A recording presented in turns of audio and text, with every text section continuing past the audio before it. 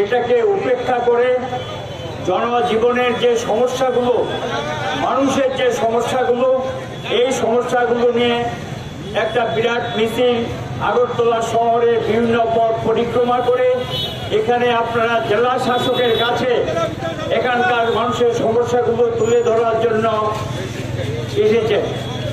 আপনাদের পক্ষ থেকে প্রতিনিধি দল তারা গিয়েছেন, তারা বক্তব্য তুলে ধরবে।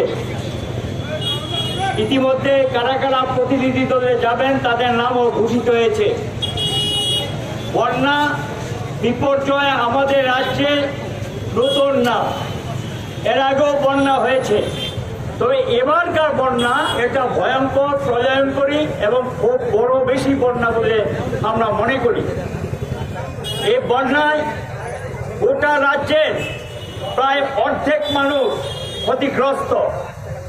কয়েকটা মহকুমা বাদ দিয়ে অধিকাংশ মহকুমা জেলাগুলো নানাভাবে সেখানকার মানুষ বন্যায় আক্রান্ত হয়েছেন বা ক্ষতিগ্রস্ত হয়েছেন এবং এই বন্যার্তদের সাহায্যের দাবিকে সামনে রেখে ইতিমধ্যে আমাদের কর্মীরা এগিয়ে এসেছেন, আমাদের সমর্থক দরদিরা এগিয়ে এসেছেন।